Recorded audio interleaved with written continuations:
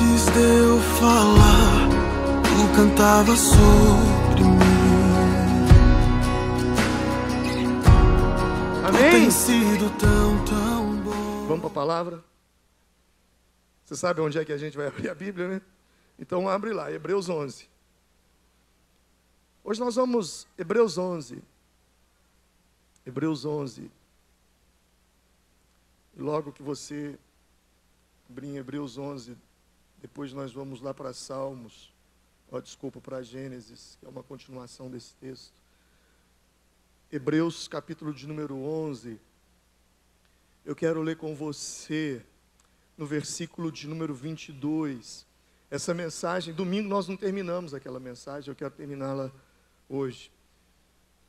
Pela fé, versículo 22. Pela fé, José, próximo da morte, fez menção da saída dos filhos de Israel e deu ordem acerca de seus ossos.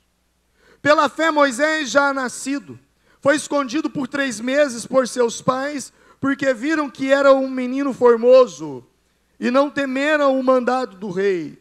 Pela fé, Moisés, sendo já grande, recusou ser chamado de filho da filha de Faraó, escolhendo antes ser maltratado com o povo de Deus, do que por um pouco de tempo ter o gozo do pecado, tendo por maiores riquezas o vitupério de Cristo, do que os tesouros do Egito, porque tinha em vista a recompensa. Pela fé, deixou o Egito, não temendo a ira do rei, porque ficou firme como que vendo o invisível. Amém. Abra sua Bíblia agora lá em Gênesis, capítulo de número 50. Gênesis, capítulo 50. Versículos de número 22. E 22 vai dizer o seguinte: e disse José a seus irmãos, 22. José, pois, habitou no Egito, ele e a casa de seu pai, e viveu José 110 anos.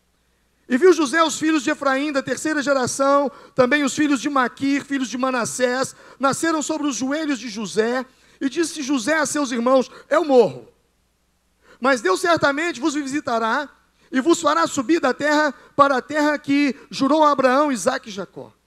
E José fez jurar os filhos de Israel, diga comigo, e José fez jurar os filhos de Israel, dizendo: certamente vos visitará Deus, e fareis transportar os meus ossos daqui. Amém. E morreu José, da idade de 110 anos, e o embalsamaram, e o puseram num caixão no Egito. Amém. Há 4 passagens na Bíblia que falam sobre os ossos de José. Hebreus capítulo 11 fala sobre os ossos de José. Hebreus capítulo 11 é a galeria dos heróis da fé. Quando você lê Hebreus 11, você vai ver um resumo da vida de cada homem e de cada mulher de Deus que fora usado poderosamente por Deus. José poderia estar aqui nesse texto, como disse domingo passado, porque foi governador do Egito, porque livrou a terra de uma grande fome, mas não, o texto diz que ele está aqui porque ele deu ordem a respeito dos seus ossos. Gênesis capítulo 50 mostra José dando ordens acerca dos seus ossos, estando ele ainda vivo. Já em Êxodo, quando os hebreus saem do Egito, e quando Moisés dá uma ordem de que cada hebreu visitasse, fosse em encontro da sua vizinha e pegasse ali as riquezas para que despojasse o Egito, Moisés então procura saber aonde estavam os ossos de José e ele sai com os ossos de José. Esse é o terceiro texto. Já em Josué, capítulo de número 24, versículo 32, quando eles já entram na terra prometida, o texto diz assim: também os ossos de José, que os filhos de Israel trouxeram do Egito, foram enterrados em Siquém, naquela parte de campo que Jacó comprara aos filhos de Emor, pai de Siquém, por 100 peças de prata, e que se tornara herança dos filhos de José. Bom, onde eu quero meditar com vocês hoje sobre isso? Semana passada eu falei sobre o poder dos ossos de José. Hoje eu quero falar sobre os ossos que falam através do silêncio.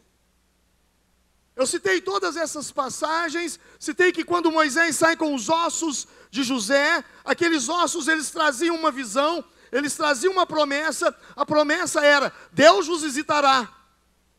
Deus os visitará. E quando saírem daqui, levem os meus ossos. Falei que Moisés saiu com aqueles ossos, e quando todos estavam sem esperança diante do Mar Vermelho, Moisés olha para aqueles ossos e tem ali uma palavra: Deus os visitará. No deserto não foi diferente.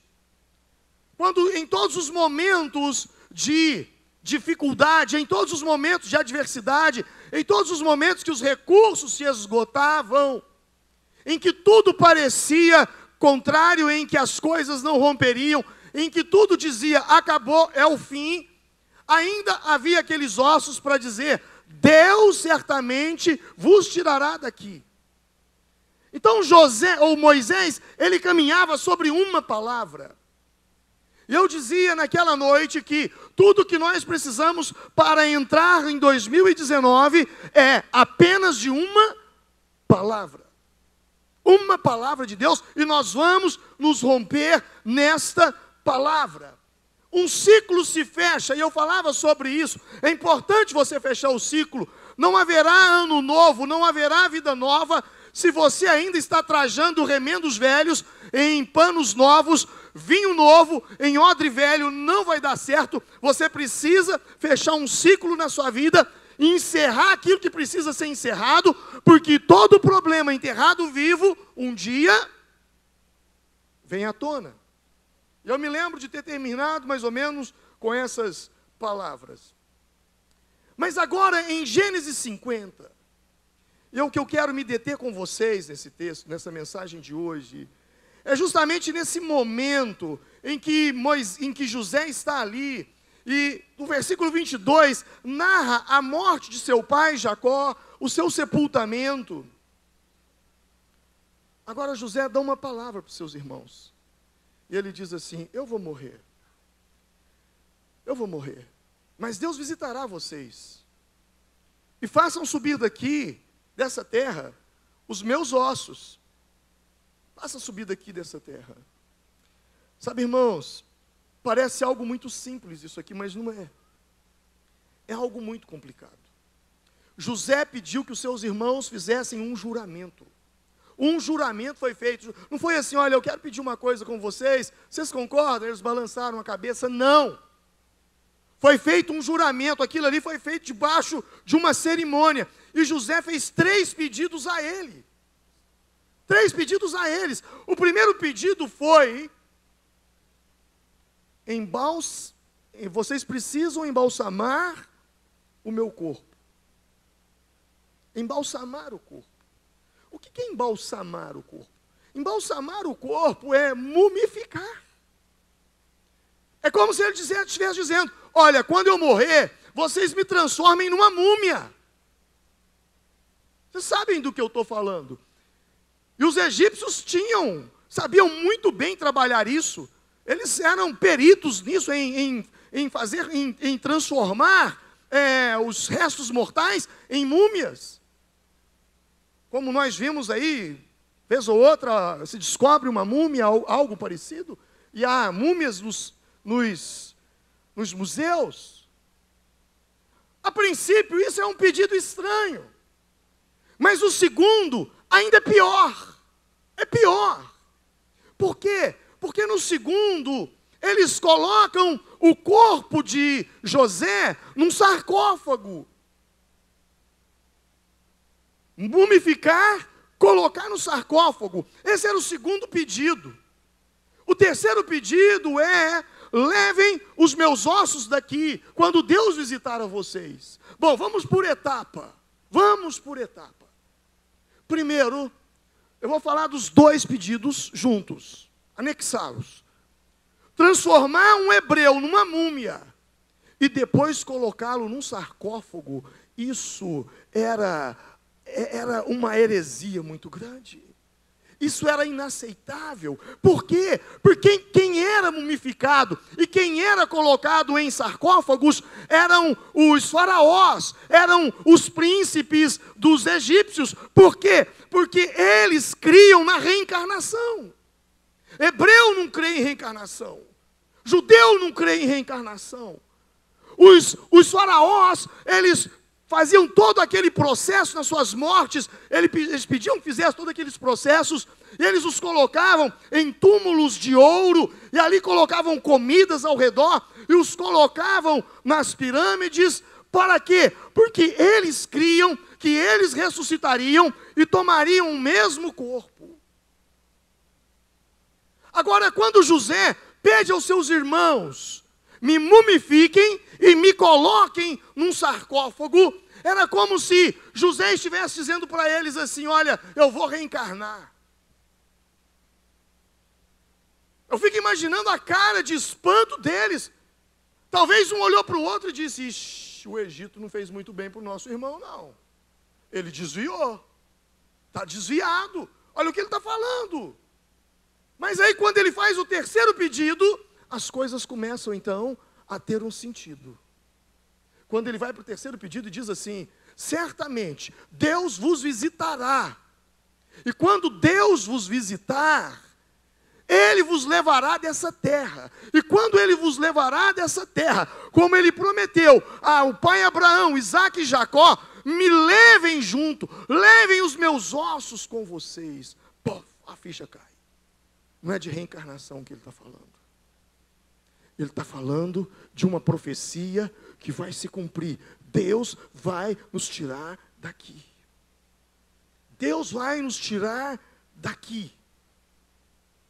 O que José estava fazendo naquele momento, ao falar aquilo para eles, na verdade, José estava transformando o seu corpo em um documento assinado por Deus, pautado, baseado numa promessa de Deus. Assim devem ser as nossas orações. Ei, escute isso. Deus não ouve orações nossas, oh Deus, tem dó de mim, tadinho de mim. Vai falar, tadinho, igual mineiro, tadinho de mim, Senhor. Sabe, Deus não tem problema, Deus não, essa questão de condoer-se, de ter dó, Deus não tem. Deus se move na minha vida, não é porque eu mereço, não é porque Ele tem dó de mim, é porque Ele tem um compromisso com a palavra dEle, porque Ele não é homem para que minta, nem filho do homem para que se arrependa. Então Ele cumpre na minha vida para Ele não ser mentiroso. Por isso é extremamente importante você recitar a Bíblia, textos bíblicos, afirmações bíblicas, dentro das suas orações. Eu levanto em média 5 horas da manhã, todos os dias. Eu vou para a oração. E quando eu ali estou orando, eu tenho toda uma estrutura de oração, do meu devocional que eu faço. Mas existe um momento da minha oração, que eu só começo a fazer afirmações bíblicas para Deus. Deus, a Tua palavra diz que eu sou mais do que vencedor e eu creio nisso. Senhor, eu afirmo que eu posso todas as coisas naquele que me fortalece. Senhor, eu afirmo que eu sou templo do Espírito Santo. Senhor, eu afirmo que os meus pecados foram perdoados pelo sangue de Jesus. Senhor, eu afirmo que o Senhor Jesus levou sobre si as minhas dores e as minhas enfermidades. O castigo que me estava a paz estava sobre Ele, e por suas pisaduras eu fui sarado. Senhor, eu afirmo que o Senhor rasgou o escrito de dívida que era contra mim e o cravou na cruz, expondo principados e potestades. Senhor, eu afirmo que o Senhor me deu poder para pisar serpentes e escorpiões, e nada me fará dano algum. Eu começo a citar Bíblia sobre a minha vida, abençoando aquele dia. Senhor, hoje eu tenho um desafio, e a Tua palavra diz que aonde eu colocar a minha mão será abençoado. O Senhor abençoará os empreendimentos da minha mão. Senhor, hoje eu tenho uma conversa muito complicada, Senhor, e a Tua palavra diz que repousará sobre ele o espírito de sabedoria e de conhecimento. Eu tomo posse disso, eu afirmo que isso acontece comigo. Quem está entendendo? Deus não tem compromisso comigo. Deus tem compromisso com a palavra que habita em mim. Porque a palavra que habita em mim é a palavra dEle. Você está entendendo isso? A importância das afirmações. Eu poderia citar textos na Bíblia, mas não está dentro do que eu quero falar com vocês hoje. Como, por exemplo, quando Daniel na Babilônia, ele entendeu que os 70 anos que ele havia dito, que Deus havia dito através do profeta Jeremias, que Israel ficaria escravo na Babilônia, Daniel reivindica isso, e ele diz: quando eu li que os textos de Jeremias haviam se cumprido, eu orei ao Senhor, e Deus fez Israel sair. Por quê? Porque Deus tem compromisso com aquilo que Ele fala. Vistes bem, Jeremias, porque eu velo sobre a minha palavra para fazê-la cumprir. Jeremias 1. Então o que José estava fazendo? José estava fazendo, era como se ele estivesse fazendo do próprio corpo dele um documento vivo. Olha, eu vou morrer, mas Deus visitará vocês e vos tirará daqui para uma terra que mana leite e mel, porque Deus disse a Abraão, Isaque e Jacó. Quem está entendendo? Sabe, o que mais me chama a atenção é que quando eu olho essa passagem, eu estou olhando para ela aqui agora, é que ele falava com Deus, ele falava aquilo diante dos seus irmãos, e ele fez com que eles jurassem aquilo, como que estivessem assinando realmente um documento ali. Hoje eu fui para a Torá, eu estava estudando a Torá, os 5 primeiros livros Pentateuco, porém eu estava estudando uma Torá hebraica, com comentários de alguns rabinos, e me chama a atenção porque aquele pedido de José aos seus irmãos era que aquele sarcófago ficasse na praça de Ramsés. Posteriormente, depois, eu já contei essa história, que vieram os Ixos, e tem toda uma confusão que eu não vou entrar, para pastor, eu queria saber disso, assiste as mensagens no YouTube, tá? Todas essas mensagens que eu tenho pregado estão no YouTube da IBVB, você vai entrar e vai assistir, eu falo sobre os Ixos. Mas depois vem um rei, quando você abre a sua Bíblia entre Gênesis 50 e Êxodo 1, no capítulo 1 de Êxodo já diz que veio um faraó que não conheceu José e escravizou a sua descendência. Mas o que me chama a atenção é que José fez um pedido, e aquele pedido ficou ali como que se ficasse na praça de Ramsés, um sarcófago pronto para a viagem. Diga comigo, pronto para a viagem. José estava falando, vocês vão fazer isso, isso e isso. E eu vou ficar pronto para a viagem. Pronto para a viagem. Pronto para acontecer. Sabe, esse deve ser o nosso estilo de vida. Eu e você precisamos entender uma coisa.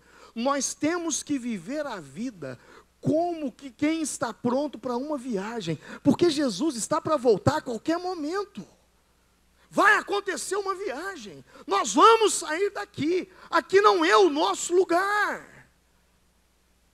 O que José queria ensinar àquelas gerações, ao falar aquilo, José estava ensinando uma coisa. Lembre-se, José era o profeta, aquele que profetizou os 7 anos de vaca magra, 7 anos de vaca gorda, vaca magra, ou 7 anos de fartura e miséria. José era um profeta de Deus. E entre esse juramento dos hebreus ali, os seus irmãos, até a saída dos ossos dele, foi um período de aproximadamente 400 anos. E ao dar ordem acerca dos seus ossos, ele estava ensinando às futuras gerações que circunstâncias é algo temporal. O propósito de Deus é eterno. Quando José deu essa ordem para os filhos de Israel, eles não estavam na escravidão, eles não estavam vivendo na pior, não. José tinha elevado a raça hebraica dentro do Egito, a tal ponto que os filhos de judeus estudavam nas melhores universidades do Egito. Eles eram tratados assim. Por quê? Porque foi José, o pai deles, que fez com que nós não morrêssemos e nos prosperou. Então, quando José dá essa palavra para eles, eles nem sonhavam que iriam ficar escravos, eles nem imaginavam isso, a menos aqueles que conheciam a palavra, e tivessem lido o que Deus disse a Abraão, se não me engano, lá em Gênesis 15, que a sua descendência ficaria escrava numa terra estranha. Mas preste atenção, era como se José estivesse dizendo para eles: olha, nós estamos no meio de esfinges, nós estamos no meio de pirâmides, nós estamos na melhor cultura do mundo, onde existe a melhor medicina do mundo, onde existe o povo mais avançado do mundo, mas não se iludam, tudo isso aqui é temporário, nós não vamos ficar aqui. Essa é a mensagem, essa é a mensagem, meu irmão, tudo é temporário, seu diploma vai passar, seu dinheiro vai passar, sua casa vai ser dado a outro. Vai ser dado a outro. Eu estava andando pelas ruas de Londres e estava num bairro muito antigo e me contaram algumas histórias de coisas que aconteceram séculos atrás, séculos e séculos atrás. E naquele momento eu parei e fiquei olhando assim umas casas e comecei a pensar: meu Deus, quantas gerações já moraram nessa casa? Vocês já viram as fazendas, como é que elas são? Vem um homem fazendeiro, compra uma terra muito grande e monta uma grande fazenda, e ele é o dono daquilo, ele é o senhor tal. Daí ele morre e divide tudo para os filhos. Aí os filhos vendem tudo aquilo para um monte de gente. Depois esse monte de gente constrói um monte de coisa lá e morre. E depois vende. Aí vem um outro, compra tudo e monta uma outra fazenda. E depois, vocês já perceberam como é que as coisas são? Tudo passa. Sua casa vai passar. Seu salário vai passar. Seu emprego vai passar. Suas lutas também vão passar. Tudo passa. Sabe o que José estava querendo dizer para eles? É que coisas, circunstâncias são temporais. Eterno é apenas o propósito de Deus. Seu dinheiro vai passar. Outro dia, eu estava vendo uma foto de uma atriz, não me recordo o nome, de quando eu tinha lá os meus 15 anos de idade. Pensa numa mulher bonita. Pensa numa mulher bonita. Eu com 15, hoje eu estou com... Vou arredondar para 50, tá? Não tem não, mas vou arredondar para ficar fácil a conta aqui. E ela já era uma moça dos seus 30 anos. 35 anos, quase 40 anos. 35 anos se passaram. E agora mostrando uma foto dela. Eu falo, mas não pode que essa senhora aí é aquela moça. Não pode. Você está entendendo, meu irmão? Vai passar. Vai passar. Sabe esse rostinho lindo seu, irmãzinha, adolescentezinha, que fica aí preocupado com uma acne, uma espinhazinha, que na oração, de repente, ele escreveu lá naquele muro: Senhor, não deixa eu ter acne em 2019. Deixa eu te falar uma coisa, filha. Vai passar. Tudo passa. Eclesiastes, capítulo de número 12, versículo 1, a Bíblia diz assim: lembra-te também do teu Criador nos dias da tua mocidade, antes que venham os maus dias e cheguem os anos dos quais venha dizer: não tenho neles contentamento. Vai passar. E como passa? Passa rápido. Você não tem noção. Você não tem noção. O tempo voa, voa, voa. Outro dia mesmo eu era menino brincando, hoje eu já sou avô, irmão. É Deus mesmo, irmão, me contar. O tempo passa. Tudo passa. Tudo é transitório. Mas o propósito de Deus para a sua vida é eterno. O plano que Deus tem com você não passou, não vai passar, não vai cair uma vírgula sem que Deus faça cumprir sobre a sua vida o propósito dele em você. Aleluia. Sabe, José estava dizendo assim: os meus ossos serão uma voz silenciosa, para vocês lembrarem que tudo isso aqui é temporário, tudo isso aqui é transitório. A minha vida tem que ser uma voz silenciosa. Como o Salmo 19 diz, uma noite faz declaração, uma outra noite, não se ouve som, não se ouve voz, mas em tudo a gente enxerga Deus falando. Deixa eu lhe dizer, preste atenção, muita atenção nisso. Você lê a Bíblia, as pessoas lá fora leem você. Há um dilema se foi Aquino, se foi Agostinho, se foi Francisco, mas há uma frase que diz assim: pregue o Evangelho, se necessário, use palavras. Sua vida é uma pregação, meu irmão.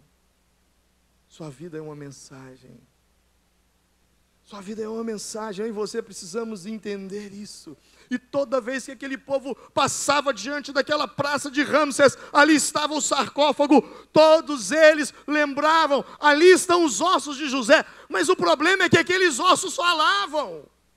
E o que aqueles ossos falavam? Certamente, Deus vos visitará, e vos tirará dessa terra, e vos levará para uma terra que mana leite e mel.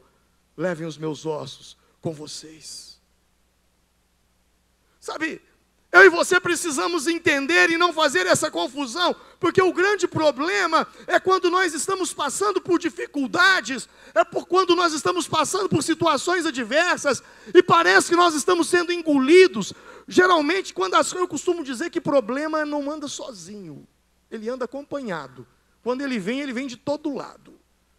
Vem de tudo, pega na família, pega no dinheiro, pega na saúde, pega para todo lado.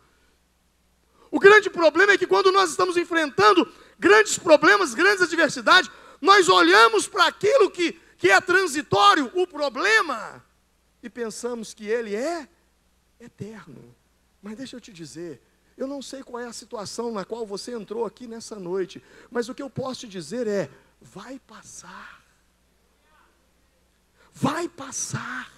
O choro pode durar uma noite, a alegria vem no amanhecer. Vai passar. Não se desespere, vai passar.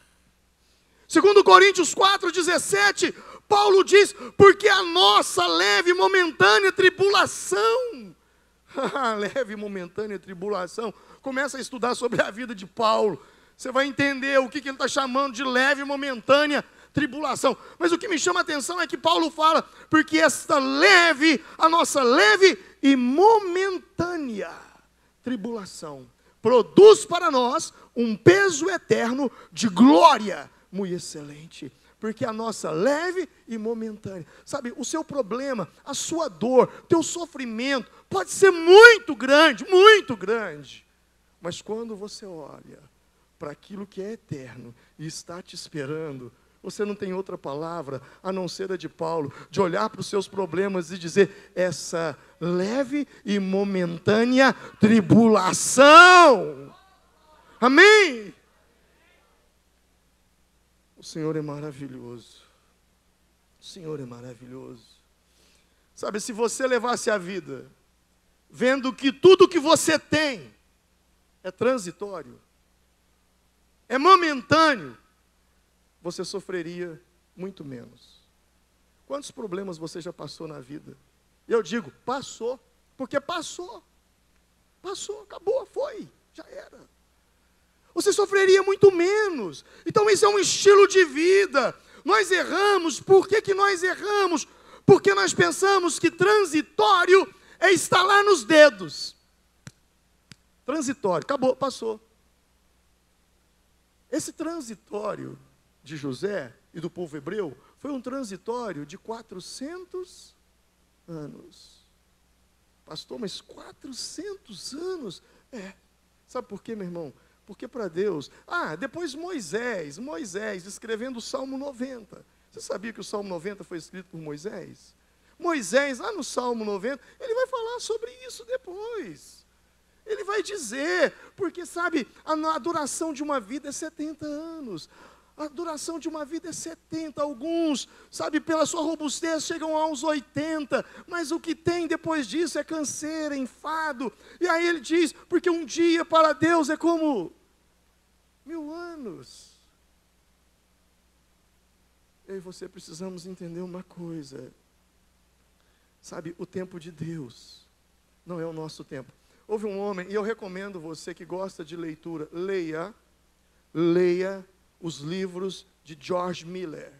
Quem já ouviu falar em George Miller, o apóstolo da fé? George Miller. Quando eu leio um livro de George Miller, eu leio chorando. George Miller, ele tinha um orfanato, e o que Deus operava, os milagres. Esse homem, ele tinha um livro de anotações, de orações respondidas. Deus respondia as orações daquele homem numa velocidade.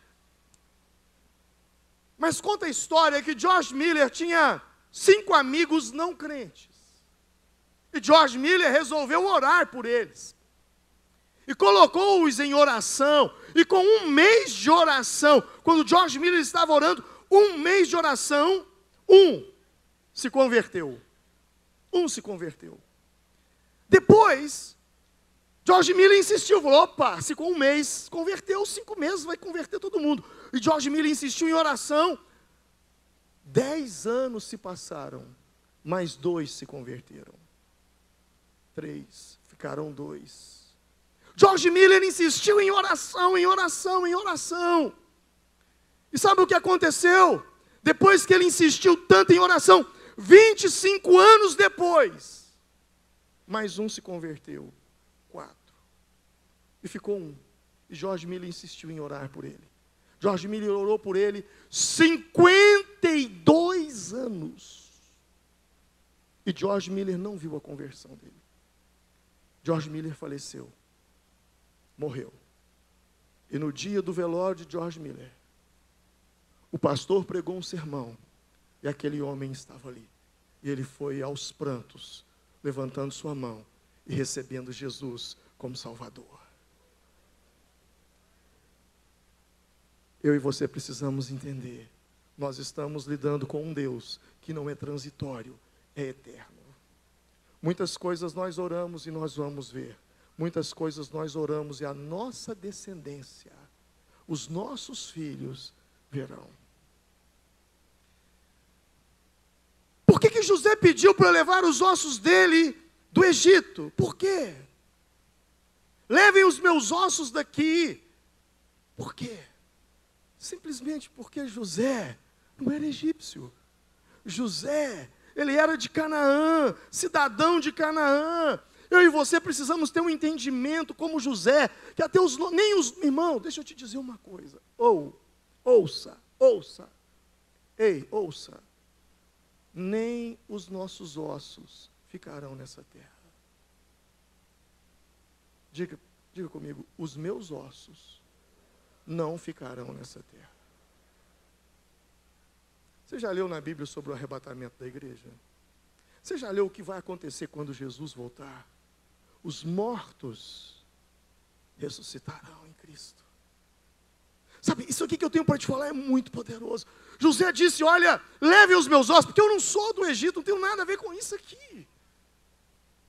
Preste atenção. Por inúmeras vezes, Jesus disse, eles não são deste mundo. Nós não somos deste mundo, irmãos. Nós não somos deste mundo. Nós estamos, a bem da verdade, nós estamos vivendo nessa terra. Nós somos seres espirituais vivendo uma experiência terrena. Ouça isso. Nós não somos desse mundo. Sabe, os padrões desse mundo não se encaixam nos nossos valores cristãos. O sistema desse mundo não tem nada a ver conosco, a cultura desse mundo nos dá nojo. Jesus disse que nós não devemos amar o mundo, porque aquele que ama o mundo, o amor do Pai, não está nele. Não temos nada a ver com isso. Sabe, eu estava vendo agora, e vocês devem ter visto por aí, a avalanche de críticas, de memes, sobre a ministra que foi agora chamada para ocupar um cargo no ministério, Damares Alves, quem viu? Damares, ela estava pregando na Lagoinha, ela é pastora, mas é uma mulher extremamente competente, capaz, ocupando assim uma experiência tremenda nessa área. Na verdade, ela é que carregava toda aquela estrutura do Magno Malta em defesa da família e tal. Mas ela foi muito abusada sexualmente, muito abusada. Quando criança, muito abusada, estuprada. E ela estava num ponto de acabar com a própria vida, e ela dando um testemunho dela na Lagoinha, e ela disse que naquele dia ela resolveu tirar a própria vida. Quando de repente ela tem uma visão, num pé de goiaba, ela vê Jesus, e se sente abraçada por Jesus, e é liberta de tudo aquilo, e Deus a transforma na mulher que ela é hoje. Sabe, isso foi simplesmente o suficiente para que viessem as piadas da Globo e de outras mais. Um rio de piadas, de deboche. Sabe, olha, faz piada de gay que você está encrencado. Faz piada de negro, você está encrencado. Faz piada de, que mais? Dá nomes aí. Faz piada de gordo também, né? Gordo. Você está enrolado, meu irmão. Você está enrolado. Sabe, existe uma série de coisas que se você fizer piada... Faz piada com índio. Faz piada com índio. Você está enrolado. É cadeia. Agora, faz piada de Jesus que todo mundo te aplaude. Esse é o mundo que nós vivemos. Esse mundo não é nosso. Nós não temos nada com isso aqui. Estamos aqui de passagem. Um certo missionário saiu ainda como um jovenzinho e foi para a África dedicar a sua vida a pregar o Evangelho, a ganhar almas, a fazer a obra de Deus. E ali por inúmeras vezes Deus o livrou da morte. Deus o livrou da morte através de doenças, malária e tantas outras enfermidades, sem falar de mortes dos próprios canibais. E esse homem agora velho, já dedicou dezenas de anos da sua vida aos índios ali na África, viu sua própria família morrer e ser enterrada ali, sua esposa morreu ali, pregando o Evangelho, e agora esse homem já estava de idade, e a missão resolve trazê-lo de volta para os Estados Unidos, e eles pagam uma passagem para ele, colocam ele num navio, e ele vem então para os Estados Unidos. Ele volta para a América. E quando o navio chega no porto, e ele olha pela janelinha, ele vê uma banda tocando, ele vê um tapete vermelho, e ele olha para o céu e diz: oh meu Deus, como é bom ser reconhecido na minha pátria. E ele então caminha para descer, esperando ali que houvesse fogos, que as pessoas viessem dizer: você é o homem de Deus, olha o que você fez, você livrou milhares de crianças da morte, você fez obras poderosas na África. Ele esperando tudo aquilo acontecer. O que ele não sabia é que naquele navio havia uma autoridade americana que também estava viajando ali. E aquela banda, aquele tapete vermelho, não era para um missionário, era para aquela autoridade, era para um homem, um político. E quando aquele político começa a passar, as pessoas o aplaudem, e a banda toca, e veio assim uma frustração tão grande no coração daquele missionário, e ele se entristeceu tanto, e disse assim: Senhor, que decepção, eu pensei que tudo isso era para mim. E o Espírito Santo venha em direção a ele e disse: filho, você ainda não chegou na sua casa, aqui não é sua casa. Irmão, você pode fazer o que você quiser, em nome de Jesus, você vai ser debochado. Você vai ser debochado porque você é honesto. Você vai ser debochado porque você é justo. Você vai ser humilhado, maltratado, porque você leva suas coisas tudo corretamente. Sabe, é uma inversão de valores. Nós não somos desse mundo. Não espere o mundo nos aplaudir. O dia que a igreja faz algo tão bem feito, que o mundo tem que aplaudir, eles olham para nós e dizem, não fez mais que obrigação deles. Não espere aplauso do mundo, não espere, não espere, espere sim dos céus, uma voz que diz, esse é o meu filho amado, em quem me comprazo, tem visto meu filho Jó, meu servo Jó, homem íntegro, reto, humilde, temente a Deus, e que se desvia do mal. Aleluia. Sabe, nós vivemos nessa terra como um mergulhador. Você já viu um mergulhador? Ele coloca aquele cilindro de oxigênio, põe aquela máscara e ele mergulha. Ele mergulha e ele fica ali. Sou eu, é você nesse mundo aqui. Nós somos como os mergulhadores. O nosso oxigênio é a palavra de Deus que nos mantém vivo, que nos impede. Embora ele esteja dentro da água, ele não bebe a água, ele não respira a água. Embora nós estejamos nesse mundo, nós não nos corrompemos com esse mundo. Sabe, eu não estou falando que você não pode isso, não pode aquilo, não pode aquilo outro. Não, eu estou falando para você ser sal da terra e luz do mundo. Se é no futebol, seja luz do mundo. Você está jogando futebol, seja luz do mundo. Você está lá na sua casa com sua família, seja luz do mundo. Você está no aniversário, seja luz do mundo. Você está no seu emprego, seja luz do mundo. É isso que Deus tem para as nossas vidas. Mas o que me chama mais atenção ainda, Mateus 27, é que José, quando diz, tirem os meus ossos daqui, tirem os meus ossos daqui, quando Deus vos visitar. Presta atenção nisso. José era um profeta. Sabe, irmãos, isso é poderoso. Quando eu estava meditando nessa palavra, eu chorei quando eu vi isso aqui, porque o que José pediu para levar os ossos dele? Por quê?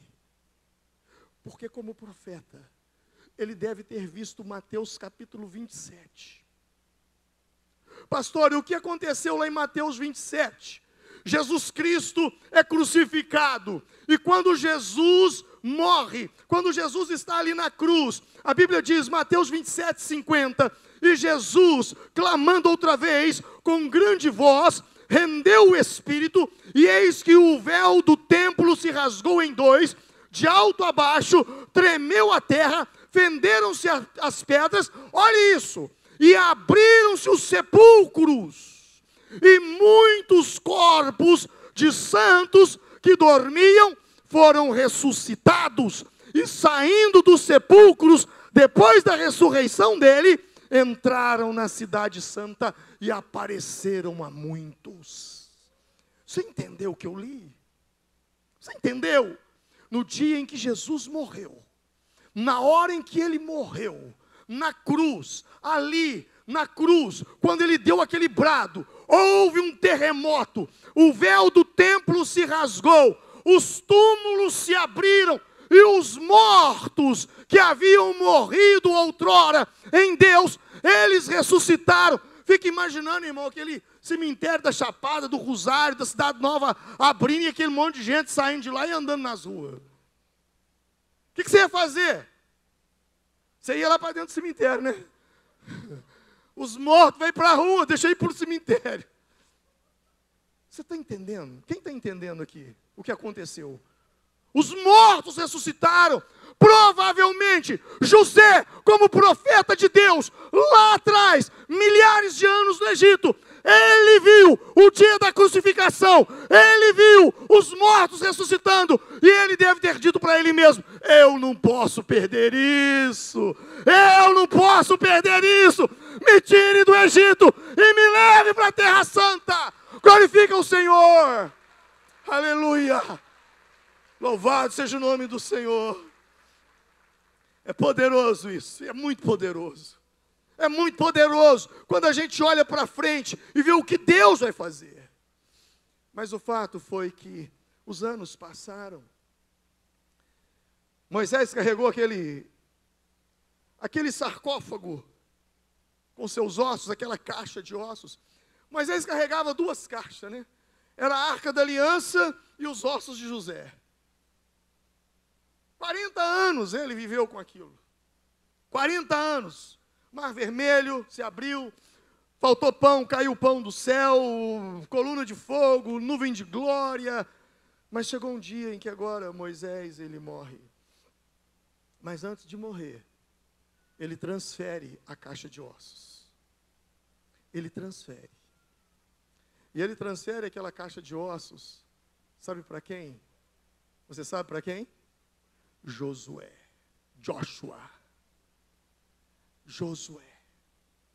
Josué agora recebe aquela herança. E é bem provável, a Bíblia não relata, mas os dois devem ter um feedback ali, falou, olha, agora é contigo. Agora é contigo. A pergunta é, por que Moisés escolheu Josué?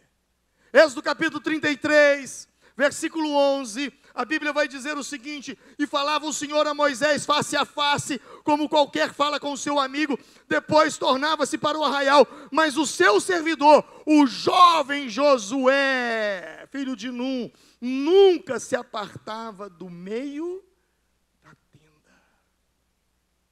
Ele era sedento por Deus, ele amava Deus, ele queria a presença de Deus, ele queria. Ele estava perto de Moisés. E a unção, meu irmão, unção vem por osmose. Unção é transferida. Ah, pastor, me explica aí esse negócio de osmose. Não fiz bem, não sei lá, não sei o que é isso. Como é que... Deixa eu te falar uma coisa. Unção pega por Bluetooth, meu irmão. Esteja com o seu Bluetooth ligado, que a unção vai te pegar. A unção vai ser transferida. Unção é contato, é estar perto, é andar junto, é discipulado. É Elias e Eliseu. Elias disse, o que queres? Eliseu disse, eu quero porção dobrada do teu espírito. E Elias disse para ele, se me vires quando for levado, assim se te fará. E Elias disse, eu vou a Betel. Eliseu disse, eu vou contigo. Eu vou a Gilgal, eu vou contigo. O tempo todo Eliseu não desgarrou de Elias. Um dia eu disse para um homem de Deus, eu quero a tua unção para mim. E ele disse, então cola em mim. E eu colei, e ela está aqui hoje. Cola! Cola! É assim que a unção flui. Seminário não te dá unção, curso de teologia não te dá unção. O que te dá unção é não se apartar da tenda quando a glória de Deus está descendo. Aleluia. Unção é igual perfume. É igual perfume. Me conta aí, qual é o perfume mais forte que existe hoje? Hã? Qual que é, Edgar? Aquele que você usa. Quando você chega lá na esquina, todo mundo diz assim, o misk.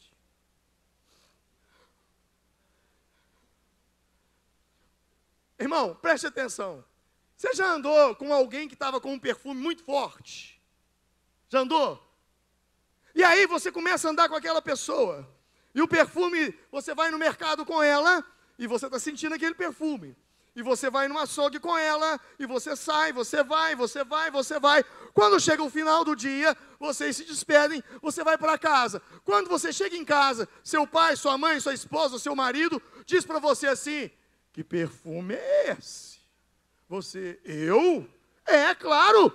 Aí todo mundo, que isso, tio? Olha só, até os pernilongos foram embora. O que está acontecendo? Não, que perfume? Não, eu não passei perfume. Não, passou, não passei. Ah, já sei. Fulano, eu estava com ele o dia todo e ele estava com esse perfume. É isso que aconteceu. O bom perfume de Cristo, quando você se aproxima dele, a fragrância dele vem sobre você. Você passa a ter o cheiro da presença dele sobre a sua vida. A unção dele está sobre você. E a Bíblia diz sobre o bom unguento. O bom unguento, o bom perfume, quando você chega, ele chega primeiro. A unção vai na sua frente. Mas passar os ossos para José também é passar para a próxima geração. Na verdade, Moisés não fez nada sozinho.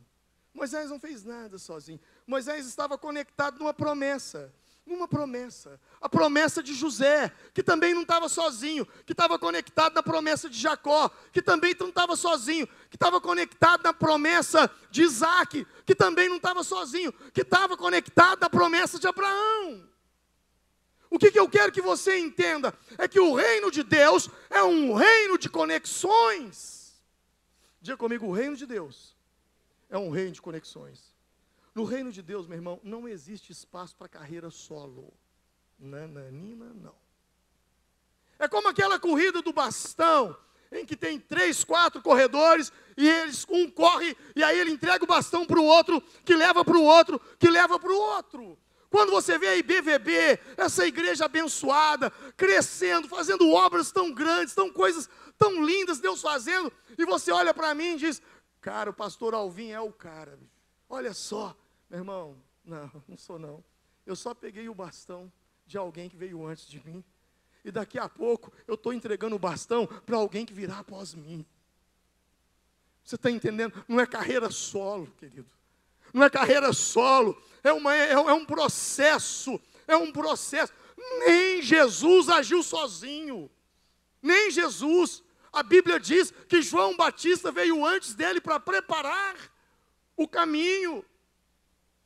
Não foi, quando Jesus veio ao mundo, não foi o aparecimento de Jesus, foi o nascimento de Jesus. Até a gestação de Jesus foi algo natural. Obviamente, claro, exceção da gravidez de Maria, que foi pelo Espírito Santo. Mas todo o processo depois foi natural. Veio um feto que se formou, Maria ficou grávida, veio a gestação, 9 meses, a criança nasceu, amamentou, comeu, bebeu, se transformou em adolescente. Aos 12 anos estava dando uma aula de Torá para os rabinos da sinagoga, no templo.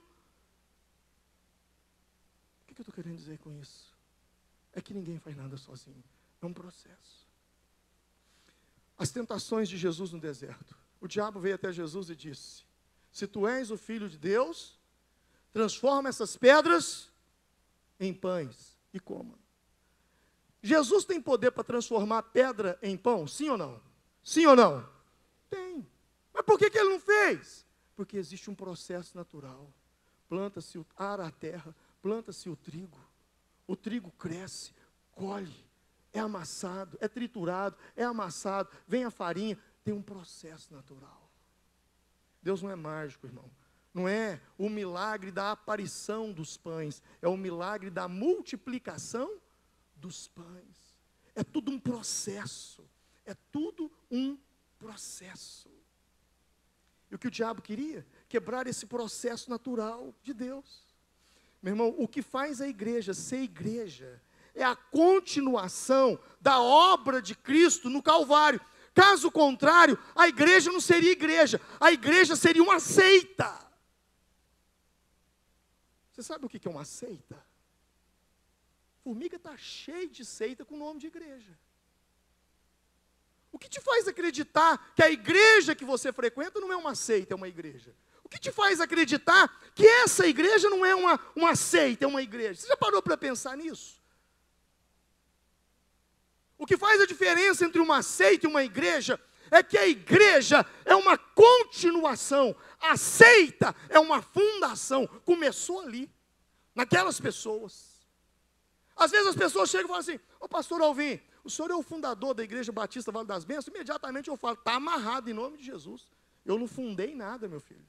Eu estou dando continuidade a um processo que um pessoal que antes de mim passou por aqui, que também não fundaram nada. Eles vieram de um processo que veio lá do Rio de Janeiro, que também não fundaram nada. Que vieram de um processo lá de Americana, de São Paulo, que também não fundaram nada. Que vieram de um processo da Primeira Batista lá em Salvador, que também não fundaram nada. Que vieram de um processo lá da Europa, há séculos atrás, que também não fundaram nada. E quando você pega o pedigree da IBVB, você vai parar lá em Jerusalém.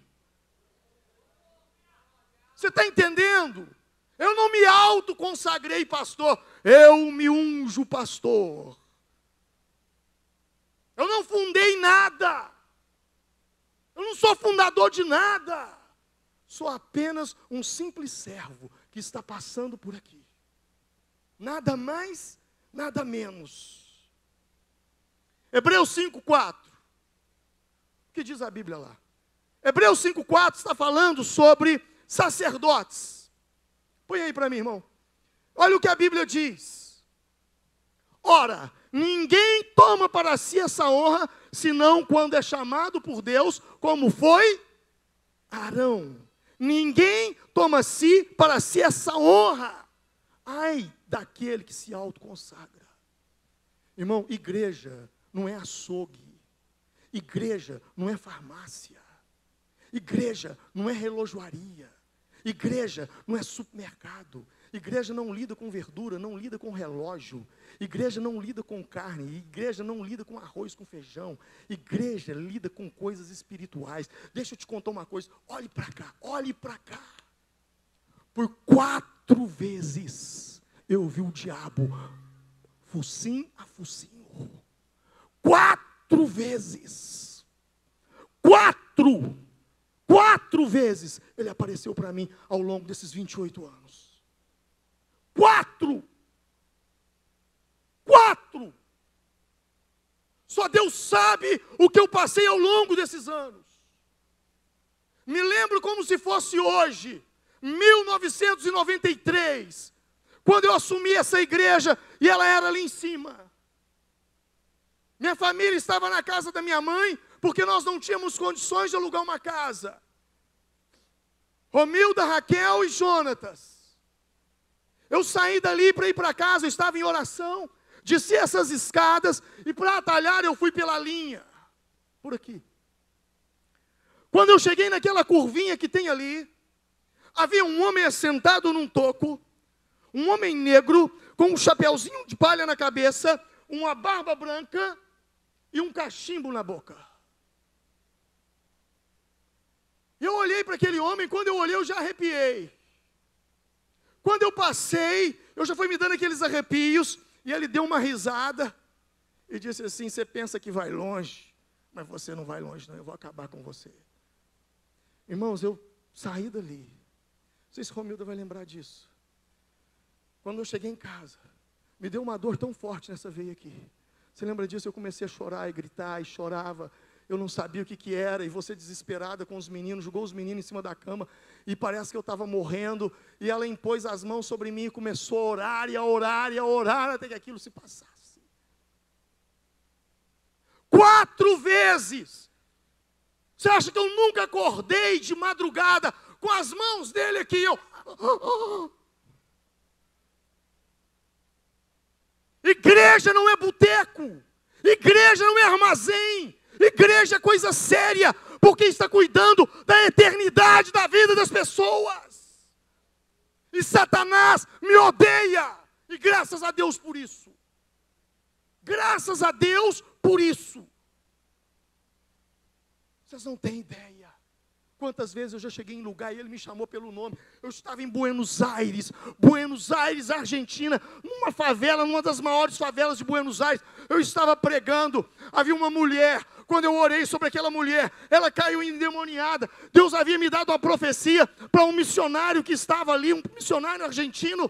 Esse missionário estava numa dúvida, e o Espírito Santo me tomou e falou com ele que eu enviaria para a Terra do Fogo. Eu não estava entendendo nada. Terra do Fogo é o sul da Argentina. E logo manifestou um demônio numa mulher. E quando eu fui expulsar o demônio dela, Satanás, a mulher argentina, o diabo tomou a voz dela e conversou comigo em bom som e português. É sério! É uma continuação. Josué era uma continuação de Moisés, que era uma continuação de José, de Abraão, de Jacó, de Isaac, Abraão. Lembra dos filhos de Seva, Atos 19? Te expulsamos em nome de Jesus, a quem Paulo prega. O demônio diz: conheço Jesus, bem sei quem é Paulo, mas vós quem sois? É muito sério. Essa semana agora, ontem, pastores amigos meus entraram em contato comigo, dizendo: Alvin, nós precisamos fazer alguma coisa. Essa semana agora, 4 pastores se suicidaram. 4! Em uma semana, 4! 2 batistas, um quadrangular e um assembleiano. 4. Vocês não têm noção do nível de batalha espiritual. Vocês não têm noção da guerra. É sério, muito sério. E a gente tem que andar fino com Deus. Por quê? Para Deus não transformar a nossa bênção em maldição. Malaquias capítulo 4 vai falar sobre isso. Aliás, Malaquias capítulo 2. Capítulo 2, versículo 1. Pode colocar aí. Esse texto vai dizer, quando Deus fala com os sacerdotes. Deus fala assim com eles. Agora, ó sacerdotes, versículo 1. Agora, ó sacerdotes, esse mandamento é para vós. Se não ouvirdes e se não propuserdes no vosso coração dar honra ao meu nome, diz o Senhor dos Exércitos, enviarei a maldição contra vós e amaldiçoarei o quê? Amaldiçoarei o quê? Põe aí, irmão, põe lá, só lá o outro texto. Amaldiçoarei o quê? 2, versículo 2. Amaldiçoarei. Olha só. Se ouvirdes, se não propuserdes o vosso coração, dar honra ao meu nome, diz o Senhor dos Exércitos, enviarei a maldição contra vós, e amaldiçoarei as vossas, O cara põe a mão na sua cabeça e diz, Senhor, abençoa ele. O que vai acontecer? Vai vir a maldição sobre você. Uma igreja é séria, não é pelo fato dela ter ou não ter pecado. Uma igreja é séria é pela forma como ela lida com o pecado. Entende isso? Toda vez que eu subo nesse lugar e eu oro muito a Deus, para que Deus não transforme a minha bênção numa maldição sobre a sua vida. A coisa já está encrencada, você ainda vai receber oração para ficar pior? Eu quero terminar dizendo o seguinte, João 10:10. A Bíblia diz que o ladrão vem para matar, roubar e destruir. Jesus estava falando do mercenário. Do mercenário. E quando Jesus fala ali, ele fala matar, roubar e destruir. Diga comigo, matar, roubar e destruir. Está estranho, não está? Porque matar tinha que ser a última coisa. Estranho. Mas como é que eu mato, roubo, destruo? Matar. Primeiro ele vem para matar. O que significa matar? Você sabe o que significa a palavra morte? Quem sabe? A palavra morte significa separação. Você sabia disso? Por isso a Bíblia fala que existe a primeira morte e a segunda morte. Separação. É muito sério isso. Então o que o diabo vem? Primeiro ele vem para separar você. Ele vem para te isolar do pastor. Ele vem para te isolar da comunhão da igreja. Ele vem para te isolar da comunhão da célula. Ele vem para te isolar da comunhão de Deus. Uma vez que ele te isola, agora ele te rouba. E a primeira coisa que ele procura roubar é a história. Porque a coisa mais importante que você tem na sua vida é a história que você construiu até hoje. Porque ela é você. Você é a sua história. Só que você é tomado, as lutas são tão grandes, você é tomado de uma baixa estima. E você simplesmente, no meio daquela baixa estima, você não tem autoestima mais. Você se sente uma pessoa sem história, um Zé Ninguém, alguém que não tem valor, sabe? E de repente você abandona a família, amigos, você se isola. E aí vem o terceiro passo, destruir. Deixa eu te dizer uma coisa. Sabe essa bola que está em cima da sua cabeça, em cima do seu pescoço? Que você chama de cabeça? Isso aqui? Isso aqui é uma bomba relógio, meu irmão. Isso aqui tem poder para te julgar lá em cima, mas isso aqui tem poder para te julgar lá embaixo. Única parte do corpo que é capaz de autodestruir o corpo é o cérebro. E aí é que vem a destruição. Porque ninguém é destruído primeiro, se não é destruído no cérebro. Lembra daquele ditado? Quando a cabeça adoece, o corpo padece. Eu quero orar com você, vamos ficar em pé. Já vi que eu não acabei ainda. Semana que vem tem mais. Vai dar um livro esse negócio, não vai? Vai dar um livro top. Minha meta o ano que vem, na minha cartinha, eu vou colocar, eu vou escrever 3 livros. 3 livros. Feche os seus olhos. Curva a sua cabeça nesse momento. Curva a sua cabeça nesse momento.